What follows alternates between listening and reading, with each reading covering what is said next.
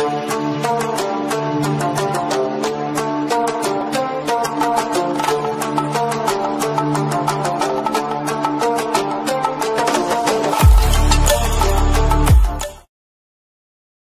Hamka dimasukkan ke dalam penjara.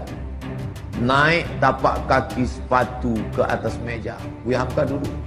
Ditunjuk dengan telunjuk hina. Hei Hamka, pengkhianat negara, mau menjual NKRI ke Malaysia. Sampai terlintas di hati Buya Hamka, nampaknya pisau silet di tepi penjara. Hamka ambil pisau silet itu, potong saja ke tangan. Tak ada gunanya kau hidup.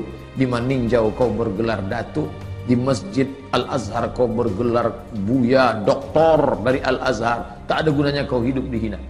Itu saking sakitnya hati Buya Hamka, dituliskannya dalam buku Tasawuf Modern. Beli Tasawuf Modern. Buya Hamka ketika mau meninggal minta bawakan. Nak, tolong ambilkan Tasawuf Modern. Aku mau mengenang sakitnya di penjara.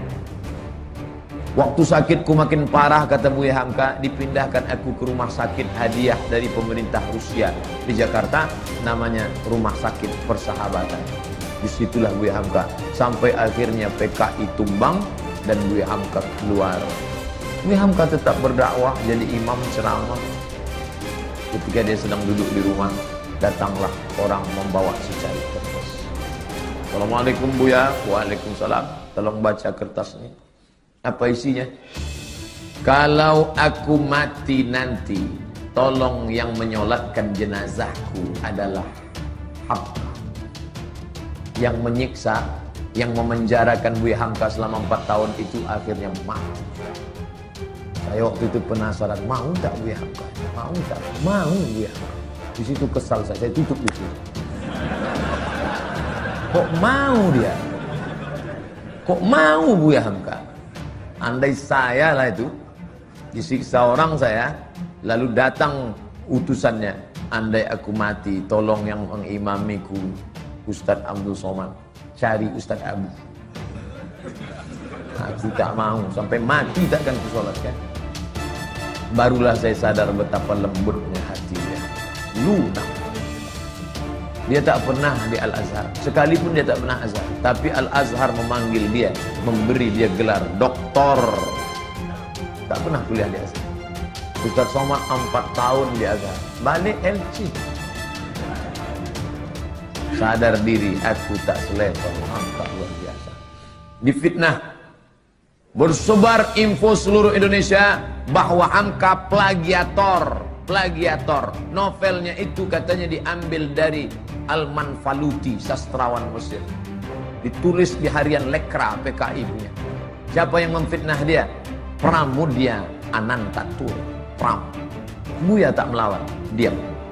Akhirnya isu itu hilang, PKI jatuh, NKRI tetap tegak berdiri, dan tak lama sesudah itu datang perempuan bermata sipit dengan suaminya mu'alaq, mau masuk Islam. Assalamualaikum. Waalaikumsalam. Kamu siapa? Nama saya. Enggak. Dia mau masuk Islam. Kata Buya, kamu ni siapa? Saya disuruh ayah saya kemari Buya. Untuk apa? Supaya suami saya ni calon masuk Islam, belajar Islam sama dia. Nama ayah kamu siapa? Pramudia Ananta. Begitu cara Pram minta maaf. Dia tak datang ke rumah Hamka. Anak menantunya disuruhnya belajar Islam. Dan Hamka mengajar menantu Pram itu sampai Paris. Lembutnya.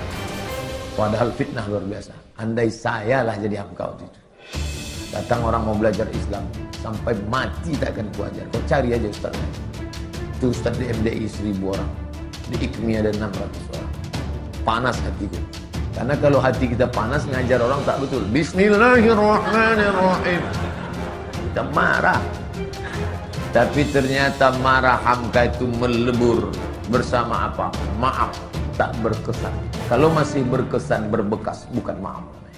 Saya maafkan dia Pak Ustaz. Tapi untuk datang ke rumahnya rasanya 2030 lah Pak Ustaz. Belum. Itu belum maaf. Tak ada contoh. Nanti kalau saya sebutkan Nabi, orang, itu kan Nabi. Saya sebutkan Abu Bakar, itu kan Abu Bakar. Mana orang kita? Hamka, kurang awak mana dari Maninjau. bisa dia memaafkan. Luar biasa Haji Abdul Malik. Tapi jangan bayangkan Hamka itu tak pemarah. Hamka itu pemarah. Waktu dia pergi haji naik kapal, berhentilah kapal di pelabuhan Padang. Sampai di pelabuhan mau sholat, ada pegawai kapal melarang sholat. Maju mereka ke Buya. Buya, ya ini ada pegawai kapal melarang sholat berjamaah. Katanya tak ada sholat berjamaah di kapal, sholat aja di kamar masing-masing. Oh, bangkit Buya Hamka. Mana orangnya ini? Amak ang kurang aja, apa ang kurang aja, datuk nini ang kurang aja. Itu asli, tak saya robah bahasanya. Buka buku judulnya Ayah, ditulis oleh Irfan Hamka. Dia ikut melaksanakan haji, naik kapal dan menengok Buya Hamka marah luar biasa. Jadi Hamka itu ada saatnya dia marah, ada saatnya dia lunak, ada saatnya dia berkonfrontasi, ada saatnya dia lembut. Dalam masalah kunut subuh, lembut hati Buya Hamka. Diundang oleh orang NU di Jember, diangkatnya tangan. Allahumma hdina fiman hadain, amin. Orang semua tahu dia Muhammadiyah tak berkunut, tapi hatinya lunak menjaga persatuan umat.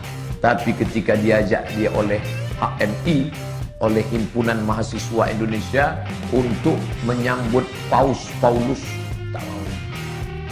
Ayolah Buya, kita tunjukkan bahwa kita ini welcome terhadap Paus. Tidak. Kenapa Buya tak mau? Bagaimana aku bersalaman dengan orang yang sudah mengkristenisasikan anak bangsa? Tak mau dia. Begitu juga dengan fatwa Natal bersama. Buang itu fatwa. Ratu Alam Shah Prawira Negara tertekan karena Presiden Menteri mau Natal bersama. Cabut fatwa Natal. Atau Buya berhenti jadi ketua MUI.